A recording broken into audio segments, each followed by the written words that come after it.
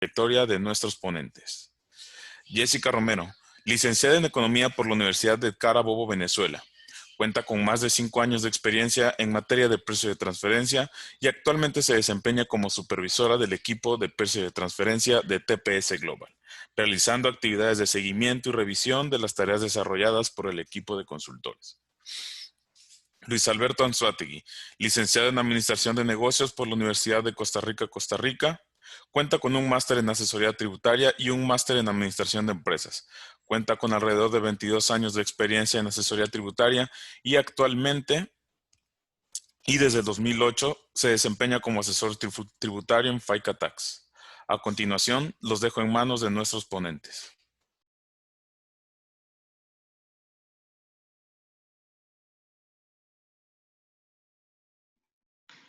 Hola, hola, muy buenas tardes. Tengan todos ustedes un placer que nos puedan acompañar en esta hora que más o menos tenemos programado para esta charla sobre el impacto de la pandemia en los precios de transferencia. Ese es un esfuerzo de Impósitos junto con FICATax y con nuestro aliado estratégico, la firma TPS, como bien comentaba Oscar en la introducción. Tenemos una alianza con la firma TPS radicada en Guadalajara, en México, y con la cual ya desde hace algunos años hemos venido trabajando en todo lo relacionado con el análisis de los precios de transferencia. Vamos en la siguiente filmina, quiero primero que todo puntear algunos de los temas más importantes que hemos considerado para esta presentación del día de hoy. No sin antes darles un contexto, un poco de antecedentes sobre la situación que tenemos actualmente con respecto a la normativa jurídica y la base legal que tenemos en este momento. Tal vez si me ayuda Oscar con la siguiente diapositiva.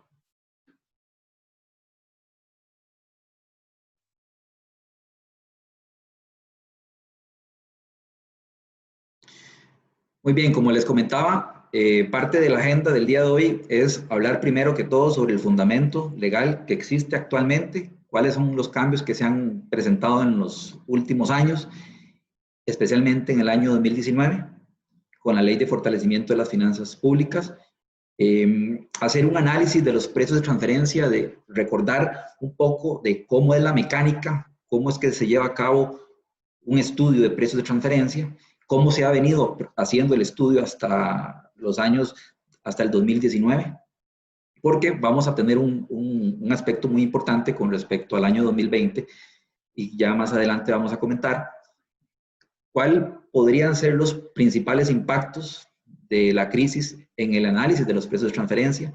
Esto es hablar un poco de cómo lo que hemos venido haciendo no necesariamente va a ser igual a cómo se ha manejado, sino que vamos a tener un punto de quiebre con respecto a el análisis de precios de transferencia, especialmente para este año 2020. Finalmente, unas conclusiones y recomendaciones y dar un espacio también para las preguntas y respuestas al final de esta charla. En la siguiente diapositiva, que vamos a mostrar los fundamentos legales. No quisiera detenerme mucho en esto, sino simplemente mencionar rápidamente cuáles han sido los principales cambios que se han dado.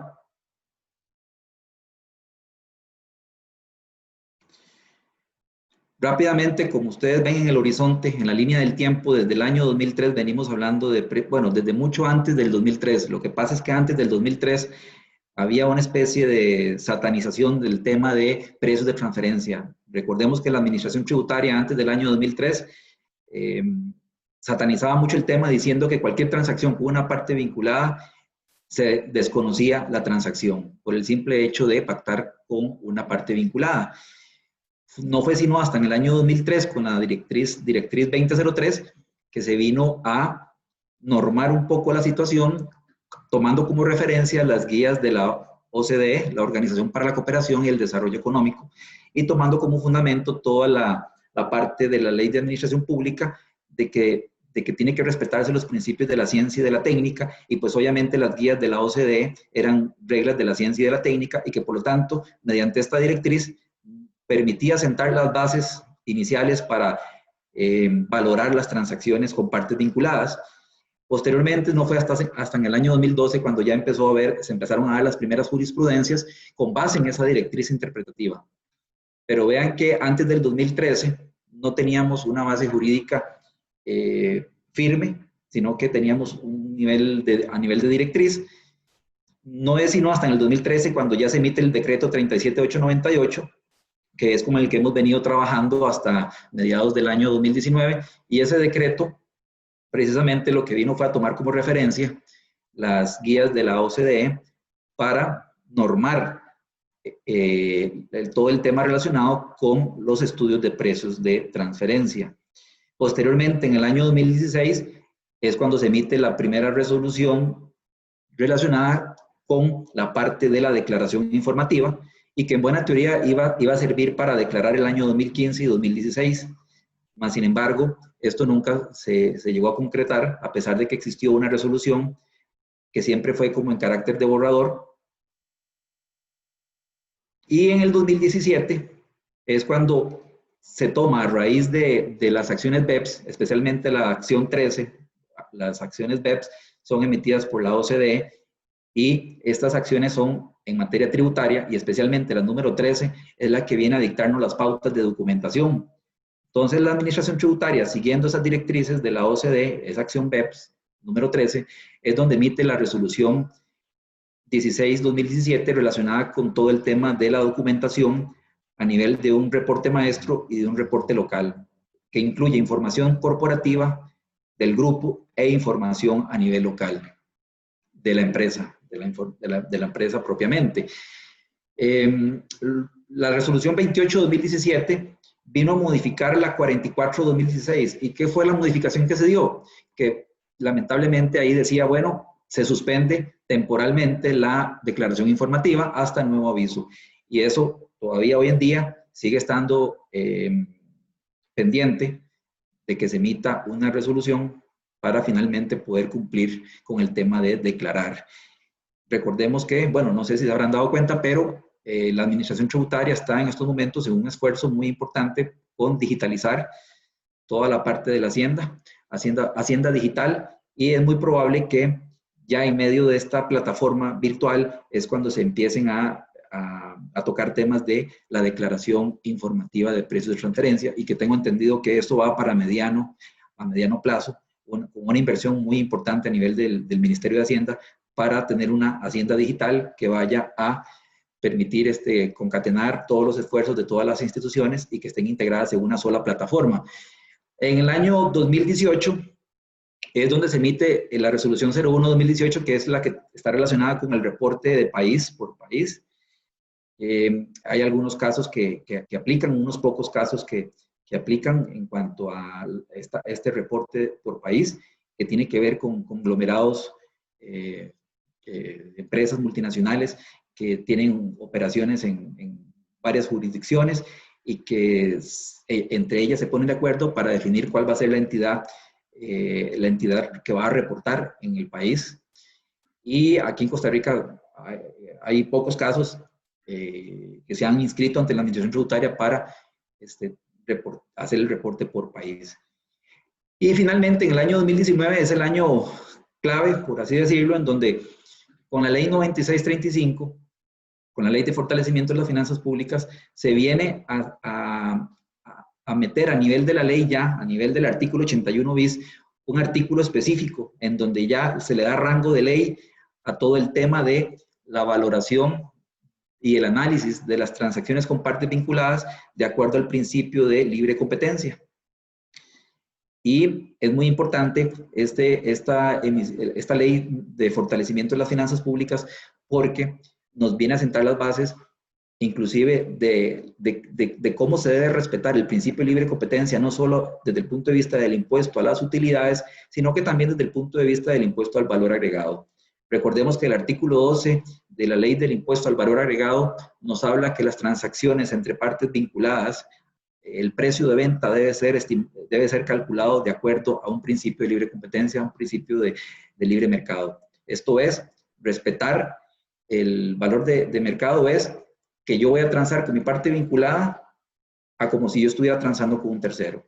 Entonces, el artículo 81 bis precisamente es el que nos establece a nivel de la ley que todo contribuyente del artículo 2 de la ley del impuesto sobre la renta, las utilidades, cuando tenga transacciones con partes vinculadas, todos sus ingresos, costos y gastos deben estar respetando el principio de libre competencia. De lo contrario, la administración tributaria podría perfectamente ajustar esas operaciones.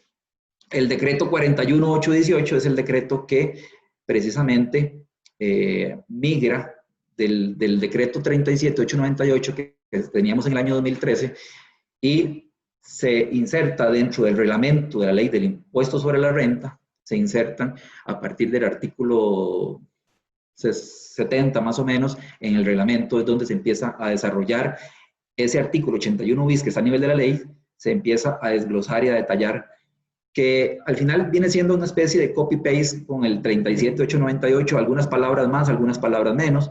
Pues sí se introduce algo interesante, que es la obligación de declarar, no solamente para las empresas grandes contribuyentes y grandes empresas territoriales y zona franca, sino que también se introduce un elemento adicional con respecto a la obligación de declarar, y es para el caso de aquellas compañías que tengan transacciones con partes vinculadas, ya sea a nivel local o a nivel internacional, que superen los 1,000 salarios base, ya sea de manera individual o de manera acumulada.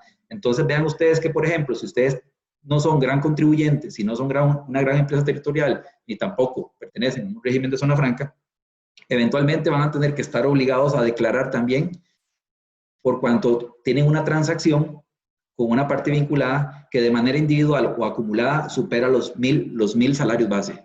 Los 1,000 salarios base. Entonces, eso es para que lo tengan en consideración.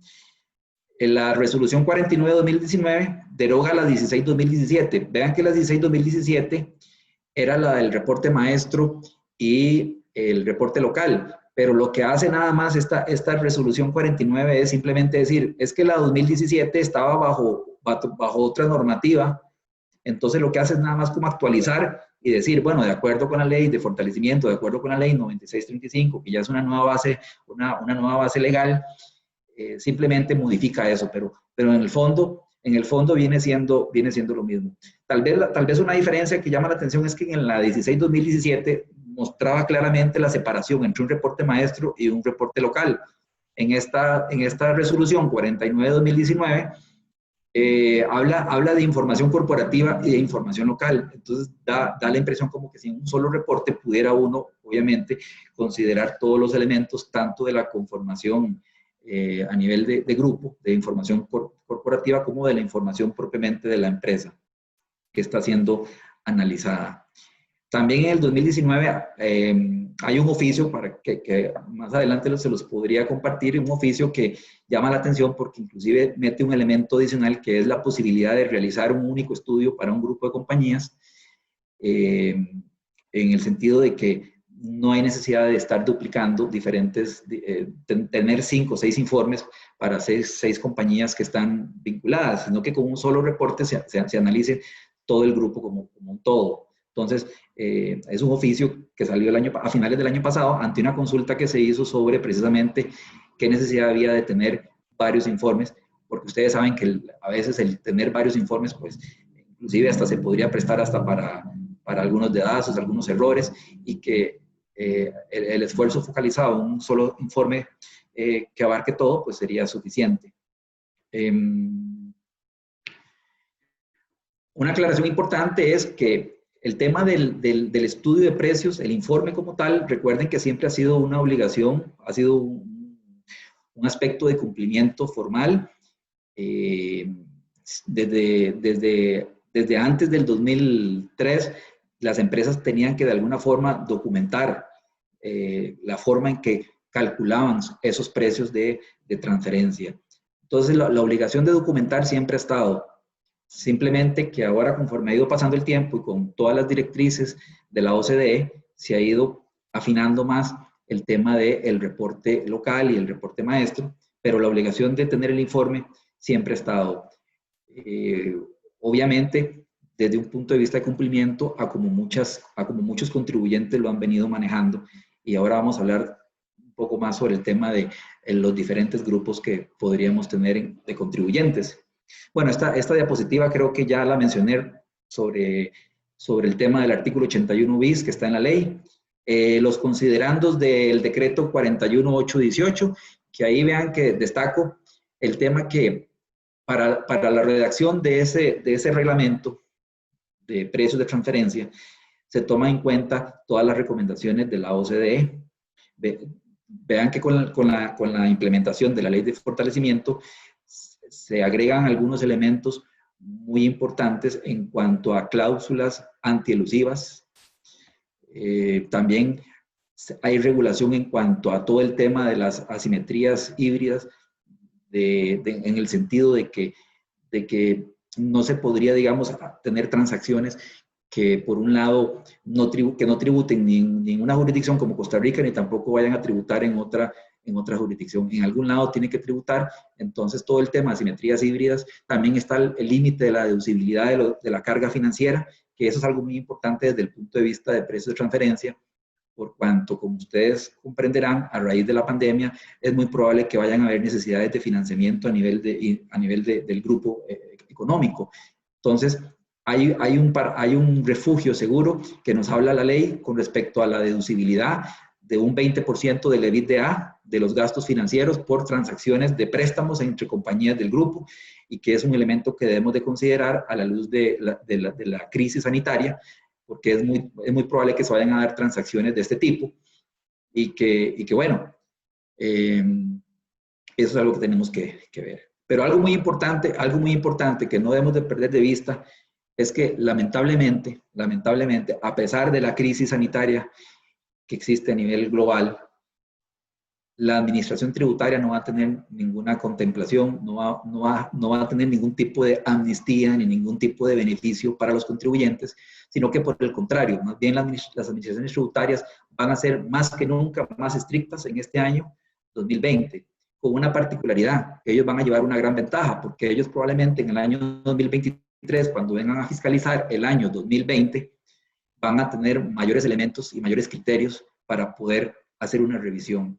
Entonces, de ahí el por qué es muy importante todo el tema de lo que está sucediendo en este año 2020. El panorama de los análisis o los estudios de precio de transferencia o el momento que tenemos, como les decía, hay que verlo de manera integral. El estudio de precio de transferencia tenemos, por así decirlo, dos grupos de contribuyentes. Hay un grupo de contribuyentes que utilizan el estudio de precio de transferencia únicamente por un tema de cumplimiento. Esto es, aquellos contribuyentes que, finalizado el año, o probablemente 2 años o 1 año después de haber finalizado el periodo fiscal, vienen y empiezan a documentar con el objetivo de poder demostrar de que no tenían contingencia alguna. Obviamente no es lo ideal, porque podría ser que a raíz de un cumplimiento de este tipo, de poder contar únicamente con el informe, por si me lo llega a pedir la autoridad tributaria, partiendo del principio de que, de acuerdo con el artículo 105 del Código de Normas y Procedimientos Tributarios, estoy en la obligación de suministrar el estudio de precios y tenerlo ahí engavetado, pues ese tipo de contribuyentes son los que, digamos que utilizan el estudio únicamente para un cumplimiento de tipo formal, pero no lo ven como una herramienta de gestión o de planificación fiscal.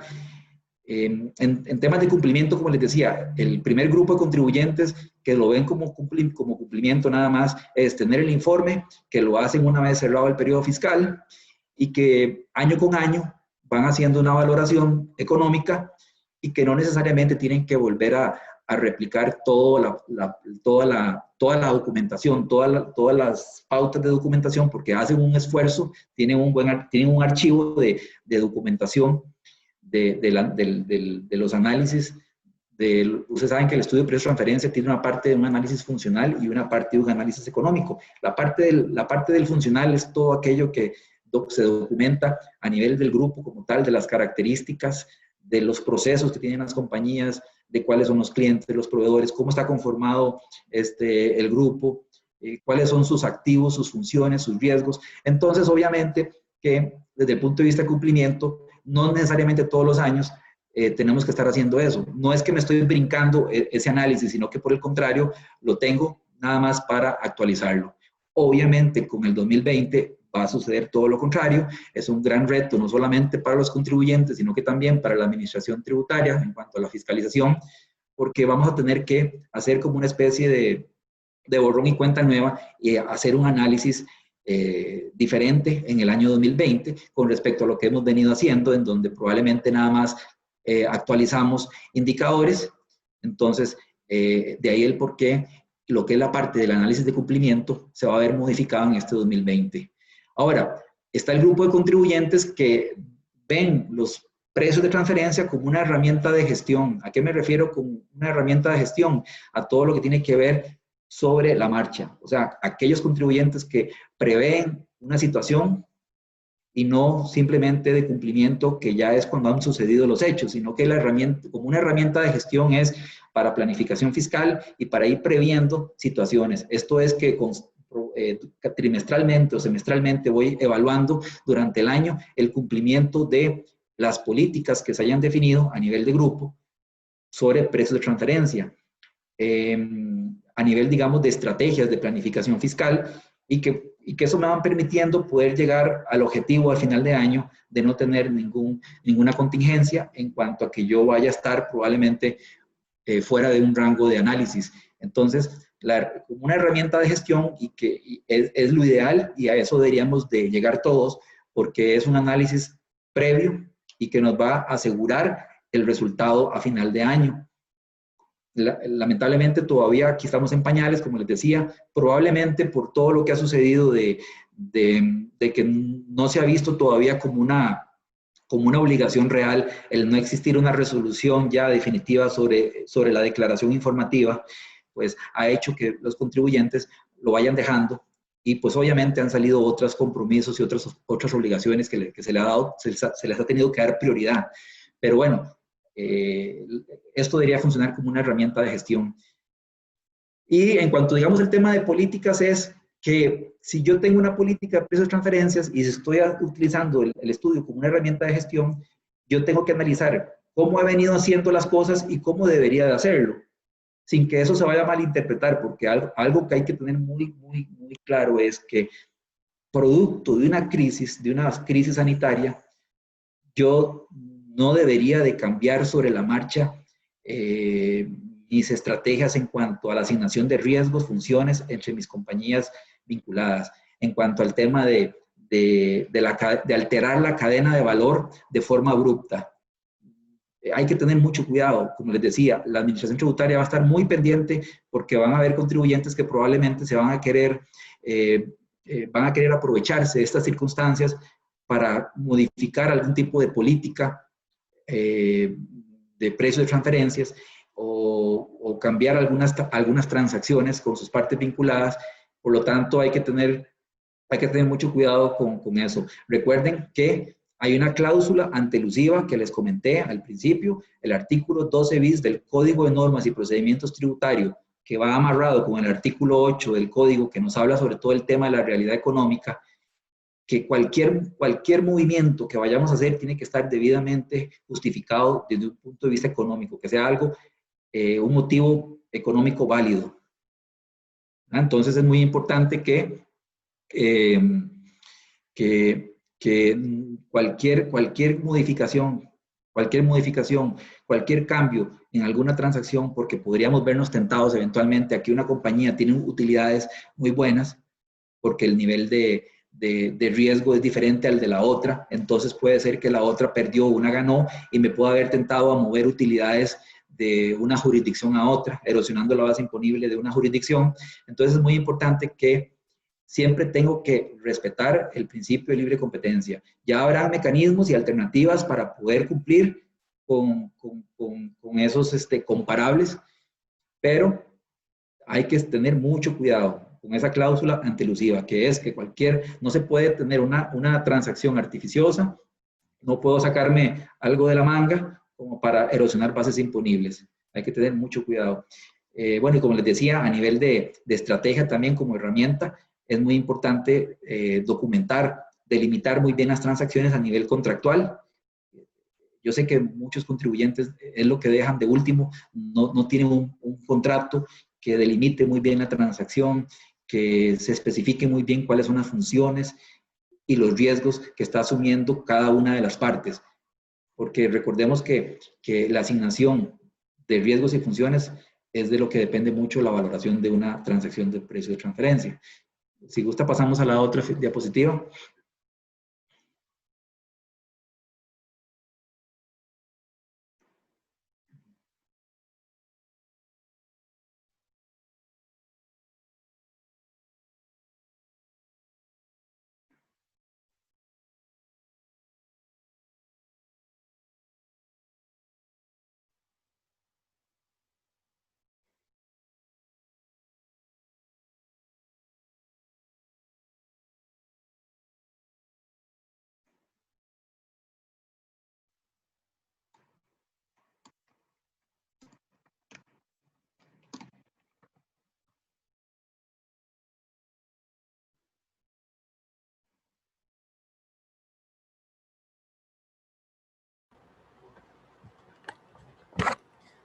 Hola, buenas tardes.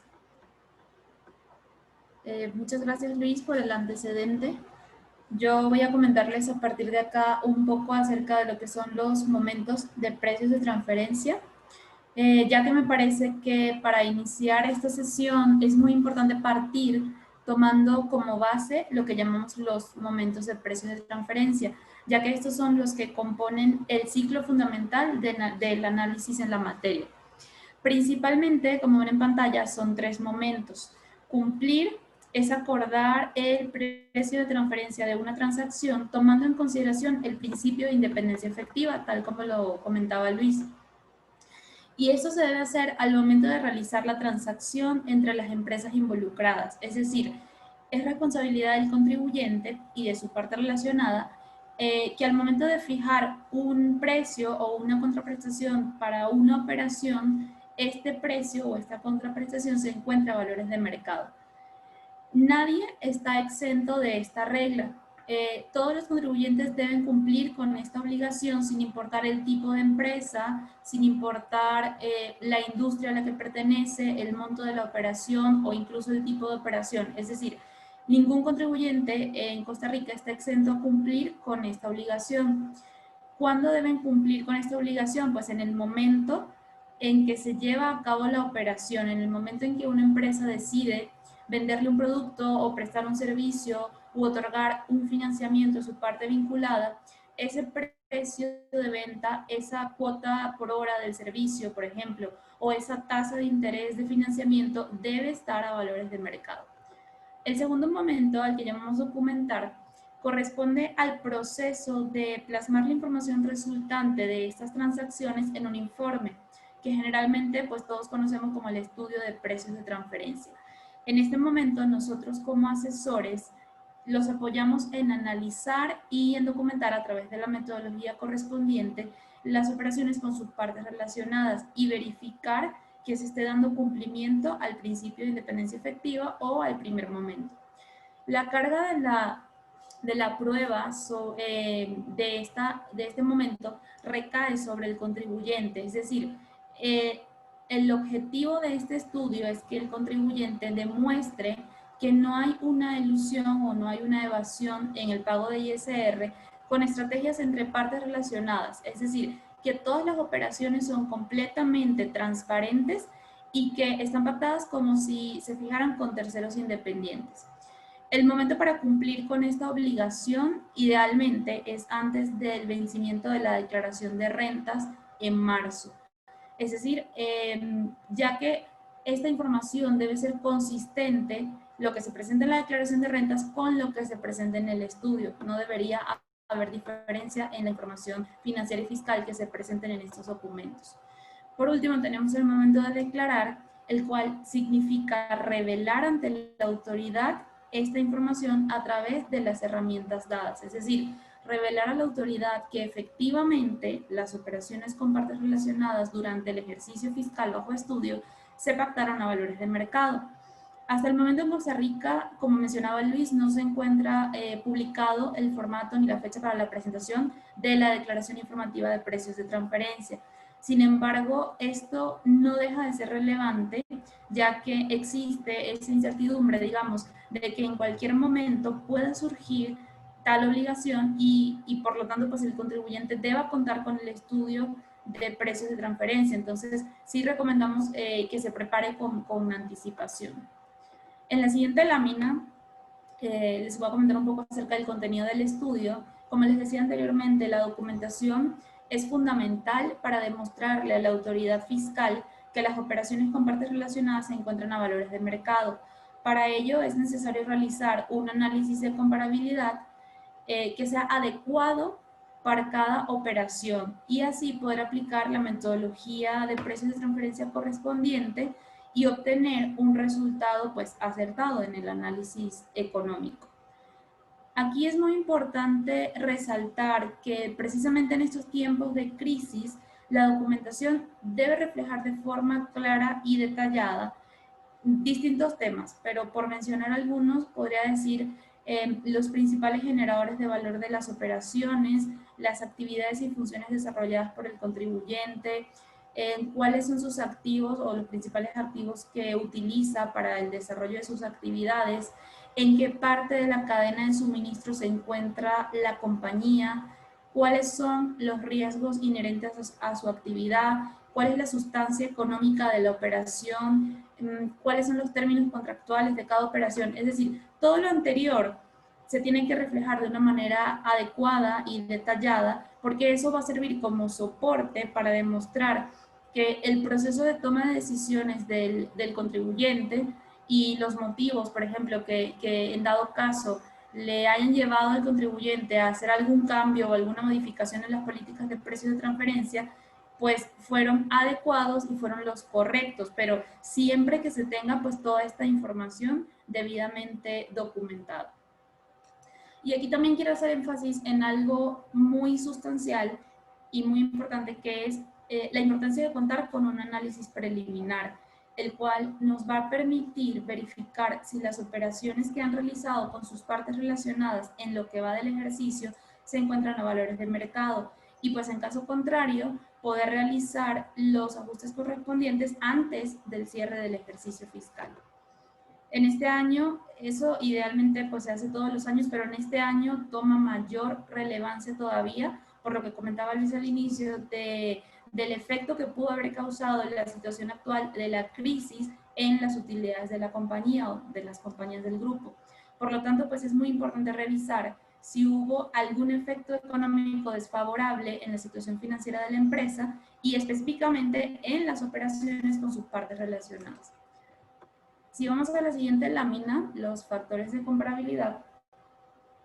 En cuanto a los factores de comparabilidad, las guías de la Organización para la Cooperación y el Desarrollo Económico establecen 5 criterios a tomar en consideración al momento de realizar un análisis, que son estos que ven en pantalla: términos contractuales, análisis funcional, funciones, activos y riesgos, características de la operación, circunstancias económicas y estrategias de negocios.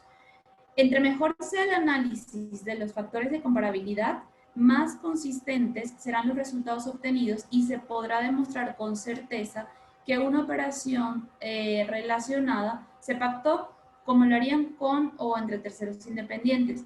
Los conceptos que les mencionaba anteriormente, estos 5 factores, retoman su importancia ante esta crisis económica, ya que hay una caída tanto en la oferta como en la demanda que puede modificar las condiciones habituales de negocio de una compañía. Entonces, estos factores en mayor o menor medida también se han visto afectados por la pandemia y en cada una de las empresas es importante reconocer cuál fue el cambio principal derivado de la crisis en cada uno de ellos para la compañía que se está estudiando y buscar cuáles serían las herramientas de análisis que permitan cuantificar de manera correcta o de manera adecuada estos efectos en cada una de las operaciones con partes vinculadas.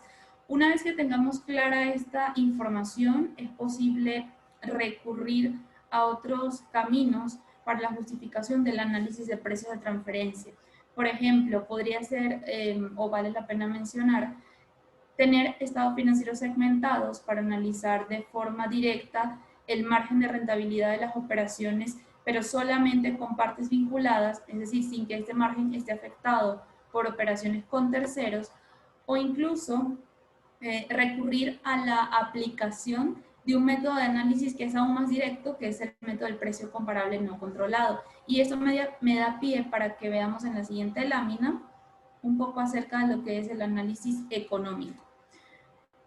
Recordando aquí brevemente cuáles son estos métodos que están establecidos en la legislación local costarricense y cómo se puede ver afectada la metodología que generalmente utilizamos para el análisis. Como les decía anteriormente, la situación de la pandemia actual posiblemente requiera de una reevaluación del enfoque de las políticas de precios de transferencia en términos de el análisis funcional, el análisis de comparabilidad y claro está en el análisis de los métodos que se han venido utilizando. Si generalmente se recurría, por ejemplo, al método del margen neto de la transacción, es posible que para el 2020 las empresas tengan mayor soporte en demostrar que una operación se encuentra a valores de mercado a través del uso del método del precio comparable no controlado. ¿Por qué? Porque es un método directo de análisis. Por ejemplo, puede ser que una empresa haya disminuido sus precios de venta por una caída en la demanda de su producto o de su servicio. Vamos a suponer que es venta de ropa y calzado y que esta demanda disminuyó por el cierre de las tiendas en los centros comerciales, ¿no? Esto es como un ejemplo. O también puede ser el caso contrario, puede ser que una empresa haya incrementado sus precios por una alta demanda en el mercado de su producto, como por ejemplo los insumos médicos, el gel antibacterial, todo lo que actualmente pues se ha incrementado en cuanto a demanda. En ambos casos, si las condiciones de venta fueron similares tanto para partes vinculadas como para terceros, seguramente va a ser más sencillo para el contribuyente y obviamente pues más confiable aplicar un análisis de precios unitarios con comparables internas a través del primer método, del método del precio comparable no controlado, ya que sería la evidencia más firme para demostrar que la operación estuvo bajo condiciones de mercado, independientemente de lo que haya sucedido con el resto de las actividades de la empresa. En la siguiente lámina tenemos brevemente el flujograma típico de análisis para hacer el estudio de precios de transferencia. No quiero entrar en detalle, pero aquí, bueno, todos conocemos que se tiene que hacer un análisis previo, un análisis preliminar, para posteriormente seleccionar quién va a ser la parte analizada, seleccionar el método, seleccionar el indicador y hacer pues la búsqueda de comparables más adecuada. Para tener una idea más o menos, ilustrativa de lo anterior, quisiera irme a la siguiente lámina para comentar un poco acerca del modelo de precios, del modelo económico de prestación de servicios. Aquí tenemos como ejemplo el modelo económico de una operación de servicios en donde el método ideal podría ser el precio comparable o el costo adicionado o el margen neto de la transacción. El precio comparable siempre debe prevalecer antes de los demás métodos, es decir, siempre que se tenga información disponible, ya sea interna o ya sea externa, hay que darle prioridad al uso de este método, ya que así está establecido en la legislación local y en las guías de la OCDE.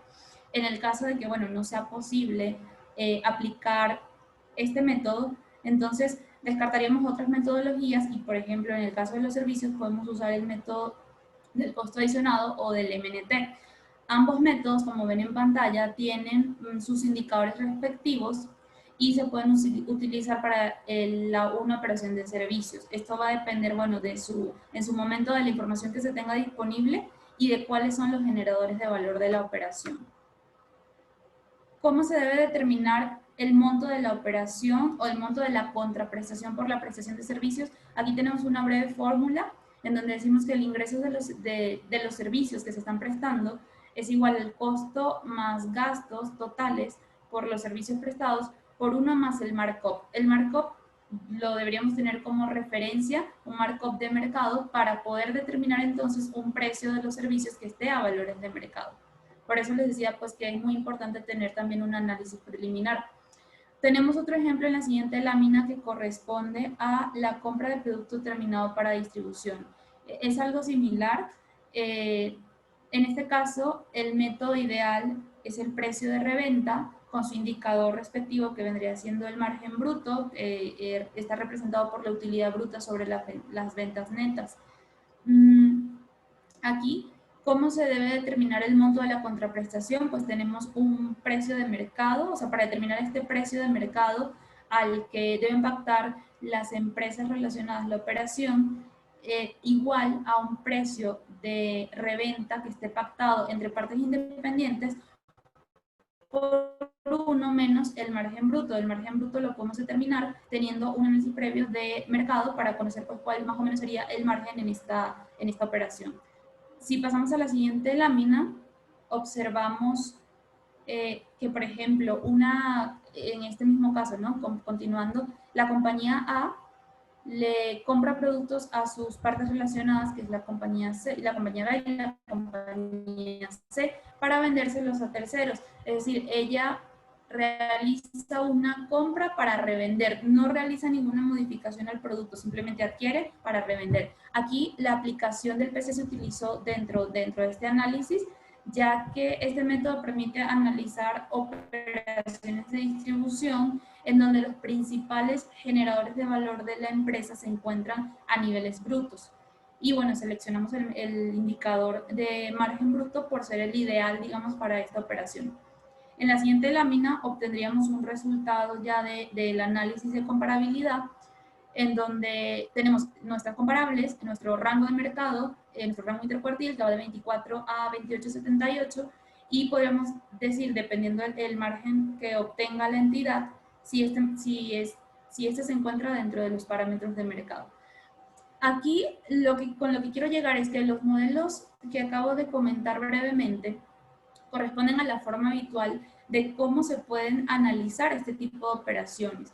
En ese sentido, si mantenemos la premisa del principio de independencia efectiva, se debería esperar que las empresas con transacciones entre partes relacionadas estén afectadas de la misma manera que empresas que son completamente independientes y que por lo tanto implementen soluciones similares o parecidas a las establecidas pues, con terceros. Por eso es muy importante poner especial atención en la selección de empresas comparables, buscando siempre que tengan un alto grado de comparabilidad, tanto en la industria como en sus características, como en sus funciones. Hasta aquí pues quisiera hacer una pausa para darle la palabra a mi compañero Luis, que nos va a comentar ahora un poco acerca del impacto que tiene la crisis precisamente pues en las operaciones de precios de transferencia. Muy bien, gracias, Jessica. Vamos a continuar y vamos a ir aterrizando un poco más en el impacto que vamos a tener en el año 2020. Hemos punteado en esta diapositiva los principales impactos de la crisis. Vamos a tener problemas de comparabilidad.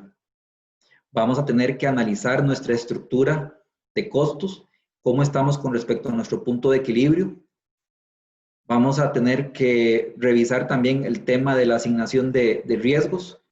Es importante que tomemos en cuenta que a mayor riesgo, mayor posibilidades de marginar, de ganar, pero también mayores posibilidades de perder. Entonces, aquí, del lado de donde estén la gran cantidad de riesgos, es el que se llevará, por así decirlo, o la mayor porción de la utilidad o una pérdida.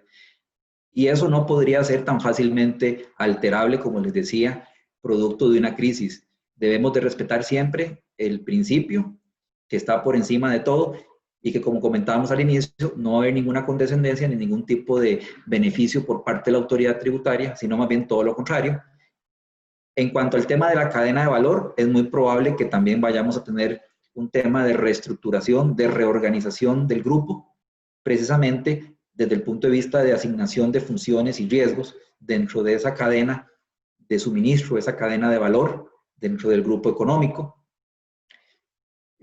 Vamos a tener también un impacto en el tema de financiamiento, porque es muy probable, como les decía al inicio, que tengamos que recurrir a financiamiento entre el mismo grupo económico. Entonces va a salir por ahí mucho el tema del cash pooling, de las tesorerías centralizadas. Vamos a tener temas del análisis y del impacto en las tasas de interés, todo el análisis macroeconómico que habría que realizar con respecto al tema del costo del financiamiento a través de una tasa de interés.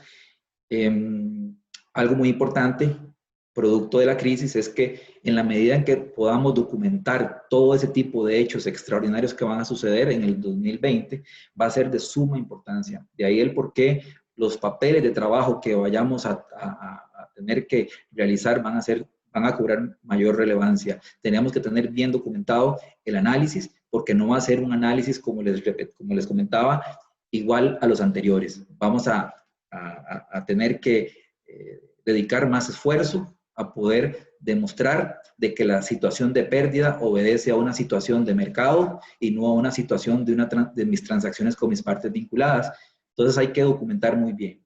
También el impacto de la crisis se va a ver reflejado en los acuerdos de precios, acuerdos anticipados de precios. Recuerden que la norma jurídica en tema de precios de transferencia permite a los grupos, a los contribuyentes, tener acuerdos anticipados con la autoridad, de someter a consideración una política de precios de transferencia, y probablemente vamos a tener problemas en cuanto a que a raíz de esta crisis del año 2020 vamos a tener que replantearnos algunas políticas y vamos a tener que flexibilizar, recurrir a la autoridad tributaria para ver de qué forma podemos flexibilizar algunas de esas políticas, porque el resultado esperado no va a ser el que normalmente se había venido dando con estas políticas y esos acuerdos previos anticipados.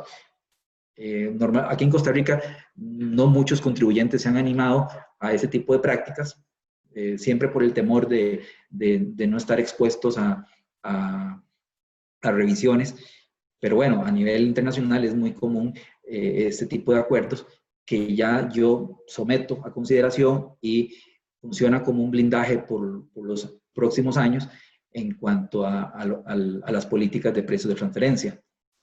Vean que todo este impacto de la crisis es producto de la disminución de la demanda, de la productividad, de los ingresos, aumento de los costos, vamos a tener pérdidas operativas, falta de liquidez y se van a materialización de riesgos del mercado. Entonces, todo ese tema de los indicadores de rentabilidad, de las pérdidas operativas, pues van a tener su impacto en el tema de comparabilidad, de costos, de riesgos en la cadena de valor, financiamiento. Vean que el tema del precio de transferencia, el corazón de un estudio de precio de transferencia y la clave está en la comparabilidad. Al final de cuentas, el estudio de precios es un análisis de comparabilidad. Entonces, por eso es que las guías de la OCDE dedican un capítulo completo a todo el análisis de comparabilidad, porque de ello depende la selección del método y la forma en que voy a valorar la transacción. Entonces, todo el tema de comparabilidad se va a ver afectado con esta crisis sanitaria. Pasamos a la siguiente diapositiva para comentar brevemente. Por ejemplo, desde el punto de vista de la comparabilidad, es casi que un hecho que vamos a tener ajustes de comparabilidad. ¿Y por qué va a suceder esto? Porque noten ustedes que normalmente para hacer un análisis de precios de transferencia se toma como referencia en la búsqueda, en las bases de datos, se localizan los 3 últimos años. Entonces, por ejemplo, si estamos analizando el 2019, tomamos el 17, 18 y 19. Para el 2020, normalmente tomaríamos el 18, 19 y 20. ¿Qué sucede? No vamos a tener cargada la información en enero o en febrero del 2021, no vamos a tener información de comparables sobre la situación del 2020. Y nosotros tenemos que entregar la declaración antes del 15 de marzo. Las bases de datos probablemente se van a comenzar a cargar después de marzo. Entonces eso nos va a implicar probablemente hasta tener que rectificar declaraciones, que no es lo ideal. Pero pero bueno, podríamos explorar algunas alternativas de cómo realizar esos ajustes a las comparables, porque de fijo vamos a quedar fuera de rango si nos comparamos con 17, 18 y 19. Si nos comparamos con 17, 18 y 19 ya vamos a entrar perdiendo porque nuestro resultado va a ser negativo versus los datos comparables que no van a tener información del 2020. Es muy probable que por ahí vayamos a encontrar algunas bases de la SEC, información que se carga trimestral y que eventualmente nos pueda servir, ¿verdad? Pero evidentemente vamos a tener. Entonces, hay que analizar el tema de las circunstancias económicas. Como les decía, es muy probable que tengamos que ajustar los resultados de la empresa como una alternativa. ¿Qué significa ajustar los resultados de la empresa?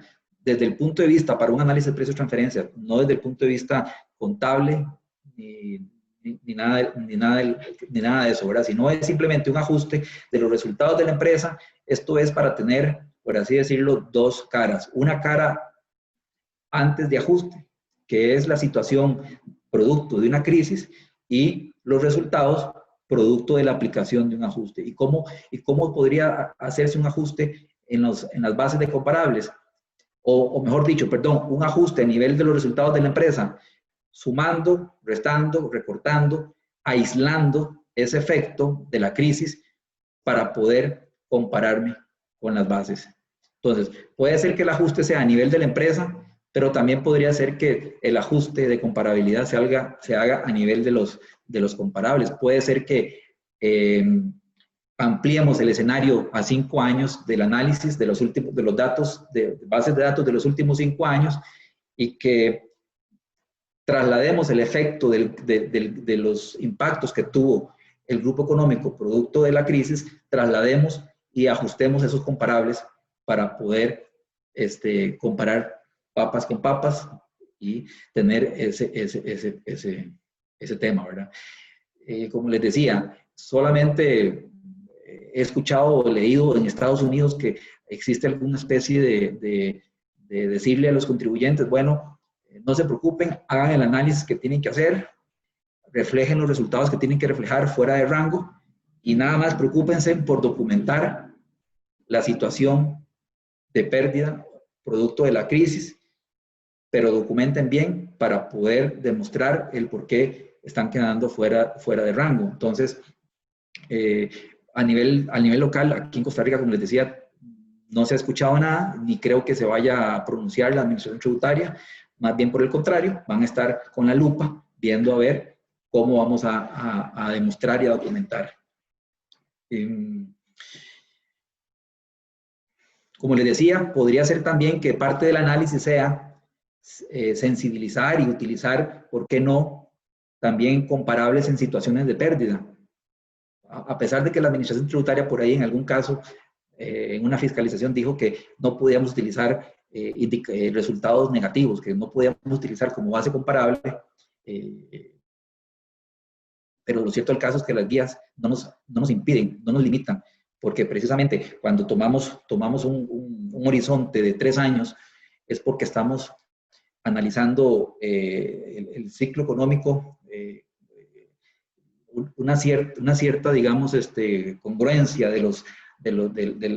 estadísticamente para tener resultados que no se vayan a ver afectados. Entonces utilizamos 3 años y probablemente se pueda ampliar a 5 y utilizar alguna referencia de algunos indicadores de pérdida. Que ojo, no quiero decir que tengamos que forzar el análisis, porque actualmente uno ha escuchado por ahí, y que no es lo que uno desea, que los contribuyentes a veces desean como forzar el resultado. Dicen, no, busquemos algún resultado negativo para que me dé el resultado que yo ando esperando, ¿verdad? Eso tampoco se trata de eso, sino que tiene que ser debidamente un análisis técnico justificado del por qué estoy seleccionando algunas comparables con resultados negativos. A mí en lo particular me gusta mucho ese análisis de poder trasladar el impacto, el efecto de esa pérdida en los resultados de mi propia empresa para tener dos panoramas debidamente documentados, para no tener que forzar comparables que los ajustes en la comparabilidad de las bases de datos no solamente va a ser ajustes desde el punto de vista de capital de trabajo, cuentas por cobrar, cuentas por pagar, inventario, sino que van a ser ajustes que van más allá. Son ajustes extraordinarios que habría que realizar en esos comparables de esas bases de datos para poder tener un mayor acercamiento.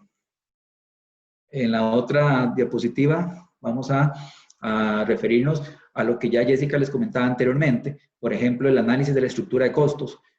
En el tema de la estructura de costos, supongamos el caso de una empresa que es muy intensa en la utilización de bienes de capital, hay un costo fijo, hay una capacidad instalada que nos está afectando, hay una capacidad ociosa, entonces mis costos fijos me están perjudicando y es probable que si utilizo el margen neto transaccional como uno de los métodos indirectos más utilizados en Costa Rica, pues voy a entrar perdiendo ya con un resultado negativo y ahí el por qué decíamos que evaluar la posibilidad de migrar hacia otro método que claramente nos va a significar un mayor esfuerzo, una mayor ocupación de información financiera que voy a tener que tener para poder tener un método directo de precio comparable, por ejemplo. Entonces, aquí lo importante también es, como les decía, que si hay una compañía que está teniendo una pérdida a ese nivel, pues evaluar esa posibilidad de migrar a un método directo.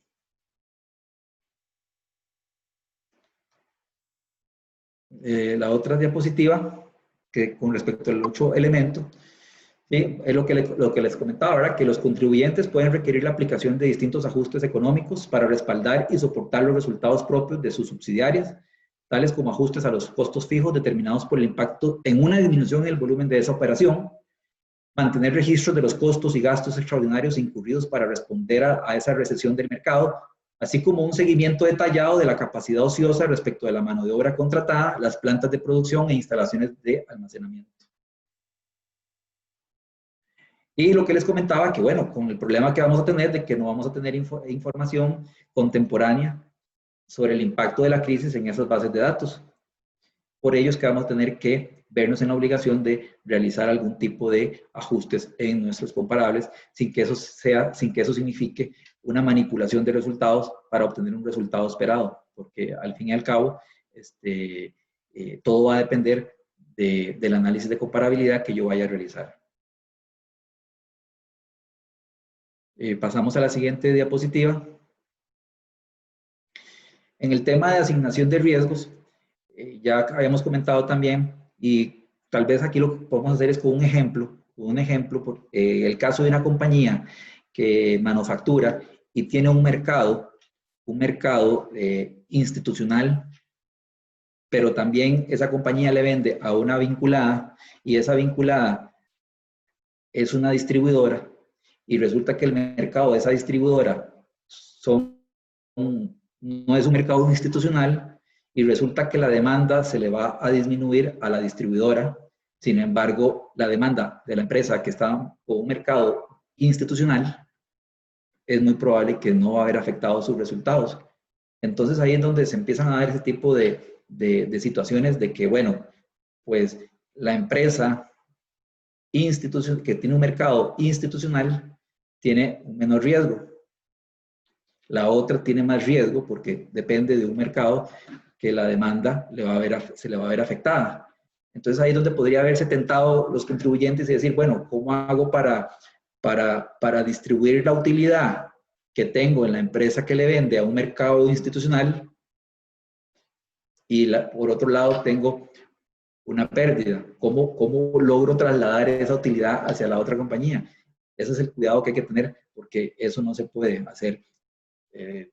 Vean ustedes que así como puedo generar ganancia, utilidad, la asignación de riesgos, puedo tener pérdida. En el caso de la compañía que está vendiéndole a un mercado que no es institucional, claramente está asumiendo un mayor riesgo. Ese mayor riesgo le puede generar buenas utilidades, pero también en este caso, por una crisis, le está generando una pérdida. Entonces no se vale decir que voy a distribuir las utilidades de esas dos compañías relacionadas, porque resulta que ahora me estoy quedando con una utilidad del otro lado y aquí estoy en pérdida. No, juega para los dos lados, ¿verdad? Si estoy asumiendo riesgos, es para bien, pero también para mal, y no puedo yo estar en ese juego de asignación de riesgos de un lado para otro, porque está claramente delimitado quién era el contribuyente que iba a asumir los riesgos. Y eso es muy, muy importante. Eso es lo que trata de decir con el ejemplo que les comenté sobre el tema de la redistribución de los riesgos y el tema de distribuidores que tienen riesgos limitados. O compañías que tienen riesgo limitado, como el caso del mercado, la venta al mercado institucional. Entonces aquí es muy importante de qué lado están los riesgos. En la siguiente diapositiva, también es muy probable que con el impacto de la crisis vayamos a tener una reasignación en la cadena de valor. Es muy probable que vayan a haber cambios, pero esos cambios se van a dar de aquí hacia adelante. Y además el impacto de esta pandemia, los efectos no se van a ver focalizados únicamente en el año 2020, sino que esto va a repercutir en los años posteriores, y es muy probable que muchas compañías estén en estos momentos ya viendo cambios sustanciales en su cadena de suministro, en esa centralización de funciones, en esa reestructuración que se está dando, que como les decía, no es una reestructuración para obtener un resultado tributario X, sino que más bien es una reasignación de funciones para, de aquí hacia adelante, planificar mejor desde el punto de vista fiscal la repartición de beneficios de acuerdo a una asignación de riesgos y funciones diferentes. Está todo el tema también de la reinvención de todos los contribuyentes que se han tenido que reinventar en explorar otro tipo de negocios, empresas que probablemente hoy en día ven en la producción de insumos médicos un mercado, un nicho muy importante. Entonces, bueno, tienen que definir quién va a hacer la inversión, quién va a asumir los riesgos, y son estructuras de negocio que hay que delimitar muy bien a nivel contractual, todo ese tipo de redistribución de funciones y riesgos. Es muy probable que se vayan a dar nuevas sinergias. También puede ser que vayan a eliminarse algún tipo de operaciones con partes vinculadas, que ya no se van a poder seguir dando por diferentes circunstancias con motivos económicos válidos, o reestructurar esas operaciones con partes vinculadas, como les decía. Siguiendo con la siguiente diapositiva, hablando con respecto al tema de operaciones de financiamiento que comentábamos al inicio, que se va a poner de moda probablemente ese tema de las tesorerías centralizadas, el famoso cash pooling, que es un instrumento financiero válido, a pesar de que la administración tributaria por ahí ha querido cuestionarlo desde el punto de vista de una distribución de dividendos, pero lo cierto del caso es que es un instrumento totalmente válido en donde las compañías vayan a tener que recurrir a financiamiento a nivel del grupo, porque probablemente a nivel del sistema bancario pues vaya a haber algún tipo de dificultad en ese sentido. Entonces, ante esa necesidad de liquidez, se van a tener que analizar desde el punto de vista contractual, todo ese tipo de situaciones de préstamos. Y algo muy importante que no quisiera dejar de lado es lo importante de tener todo bien documentado a través de un contrato. El contrato es la herramienta que nos va a sentar las bases precisamente de la asignación de riesgos y funciones entre las compañías. Claramente, el artículo 8 del Código de Normas nos podría perfectamente votar cualquier documento si las formas jurídicas que fueron adoptadas van en perjuicio de la administración tributaria, y por eso es que obviamente la base siempre va a ser el contrato, pero siempre respetando la sustancia y la realidad económica que tiene esa transacción. Hablábamos también del tema de qué va a pasar con con esa limitación en la deducibilidad de los gastos financieros, partiendo del principio de que hay una limitación del 20% del EBITDA. Si ese EBITDA va a ser negativo, ¿cuál va a ser ese 20%? Tendré que acercarme a la administración tributaria y ver de qué manera, de acuerdo a una situación de mercado, porque voy a necesitar financiarme, es algo lógico ante la necesidad de liquidez. El dinero va a ser lo más importante en este momento, ni siquiera las cuentas por cobrar, porque todas las cuentas por cobrar y todas las cuentas de balance van a ser más bien sujetas de deterioro desde el punto de vista financiero contable, y el efectivo va a ser lo más preponderante, y yo voy a tener que recurrir a financiamiento. Entonces, ver desde qué punto de vista, con un análisis de precio-transferencia, puedo justificar el financiamiento y la carga que voy a tener deducible, a pesar de que ese 20% de EBITDA no va a existir, porque vamos a tener un resultado negativo. Hay que tener en cuenta todo el tema de los factores macroeconómicos a nivel de financiamiento externo, el probable empeoramiento en la capacidad crediticia de las empresas para efectos de optar por un financiamiento externo, esto ante cambios en las políticas de los bancos. Siguiendo con la presentación, en la siguiente diapositiva, llegamos al tema de la documentación. Como les comentábamos, análisis, hay un desfase importante, va a haber un desfase muy importante con respecto a que hoy en día nosotros tenemos que estar pensando en los resultados de este 2020. Por eso es que esta charla era muy importante, para hacerles ver a ustedes de que ya deberían de estar trabajando en estos resultados del 2020 desde el punto de vista del análisis de precio-transferencia, no dejarlo para el próximo año, porque la administración tributaria, lamentablemente, cuando venga en el 2023 a fiscalizar, va a tener un mejor criterio y vamos a poder meternos en problemas, vamos a tener contingencia, vamos a tener controversias con la administración tributaria, si no nos preparamos desde ya, sobre la marcha, con el análisis previo a nivel de precio de transferencia, como una herramienta de gestión y no, como les decía, solamente a nivel de cumplimiento. Y que ya podemos ir trabajando con bases de datos que estén disponibles para poder ir midiendo nuestros indicadores a este momento. No esperar, como les decía, y es muy importante documentar desde ya, tomar las precauciones del caso, ocuparnos desde ese momento para ir haciendo cambios sobre la marcha, si tenemos que cambiar de alguna metodología, etcétera. Claridad en cuanto al tema de motivar los cambios que vayamos a tener en las políticas de precio de transferencia, la consistencia con el master file, el reporte por país, de manera conjunta, documentar las disminuciones de ventas, los cierres de empresas, suspensiones de contratos, capacidad ociosa de activos.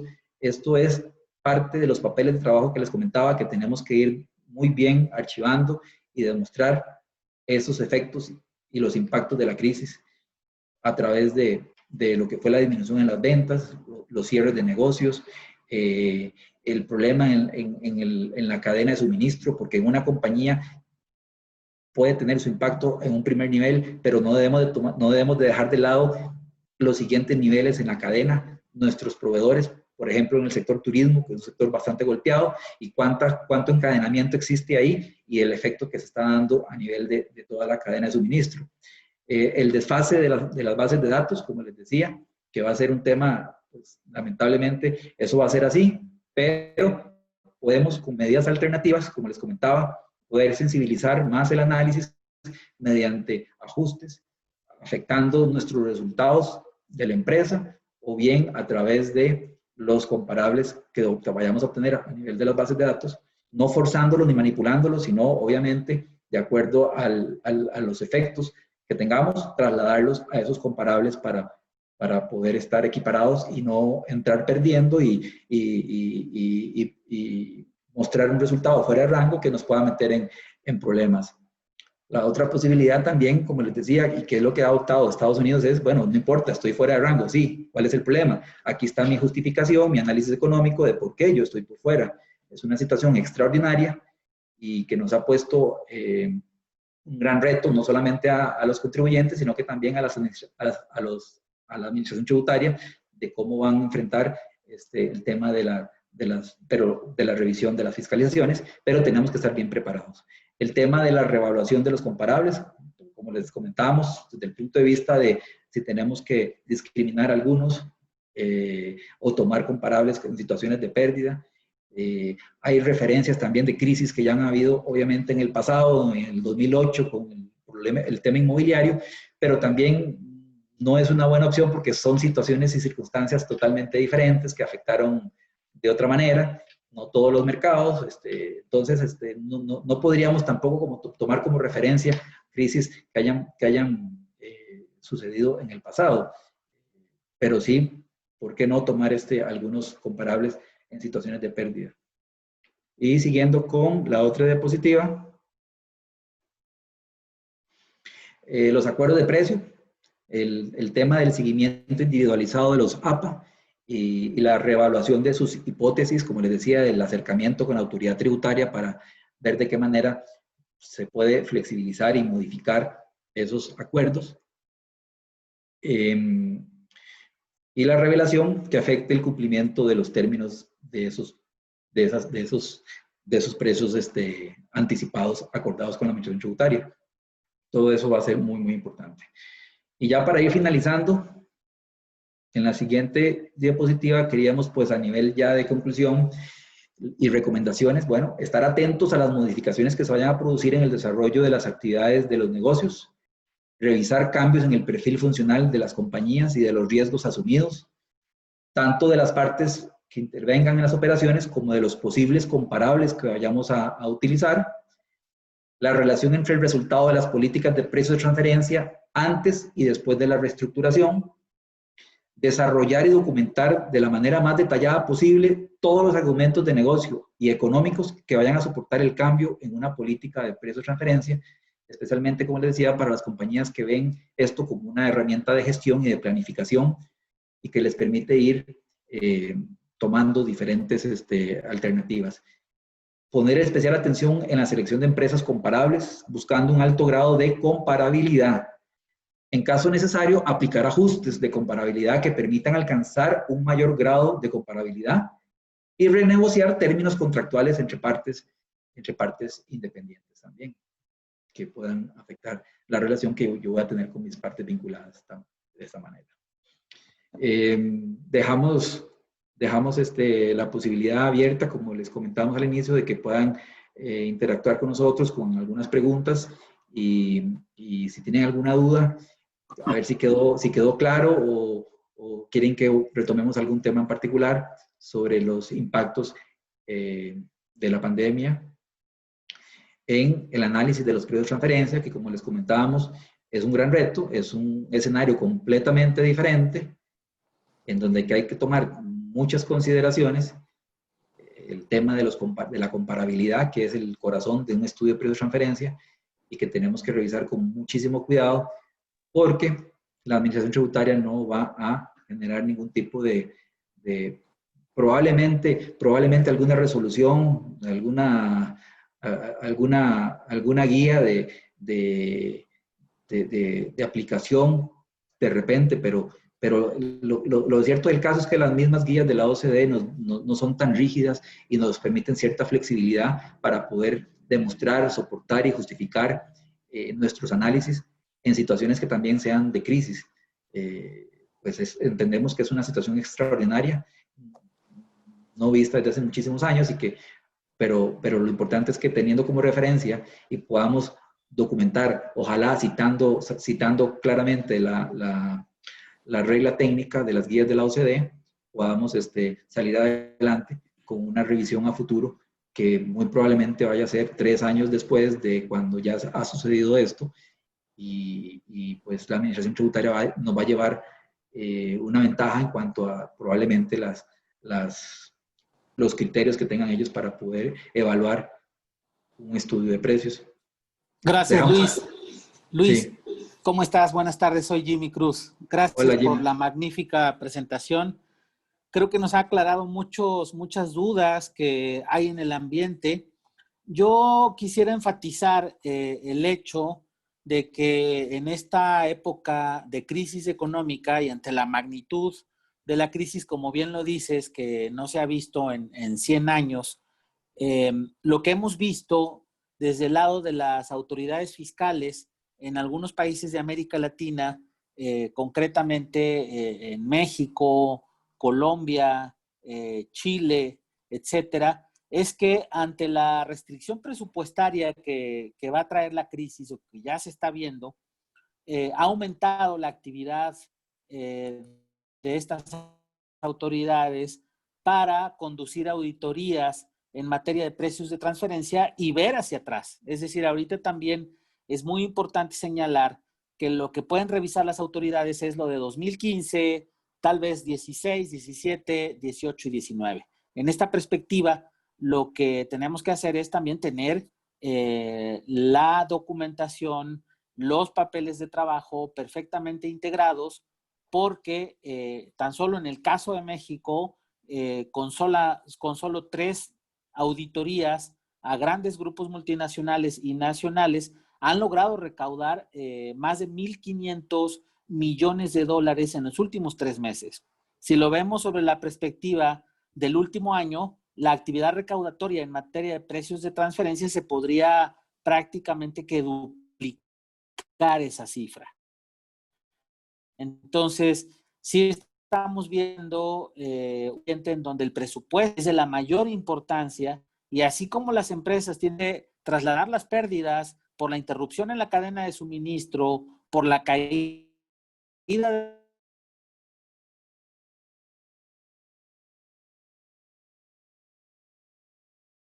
también medidas, digamos, esa por renta común.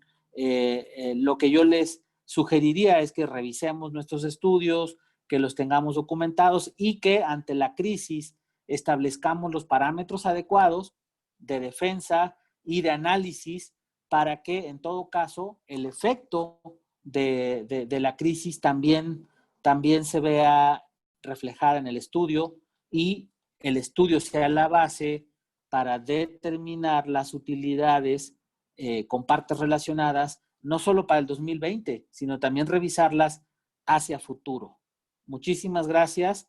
Creo que ha sido un webinar por demás interesante y dejo abiertos los micrófonos para cualquier otra pregunta o comentario que haya de parte del auditorio.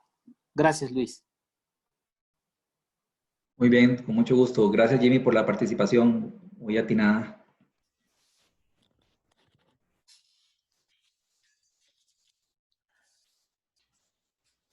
No habiendo lista de preguntas, agradecemos al auditorio por su asistencia a nuestro foro y les deseamos tengan una excelente tarde. Muchas gracias. Bien, gracias.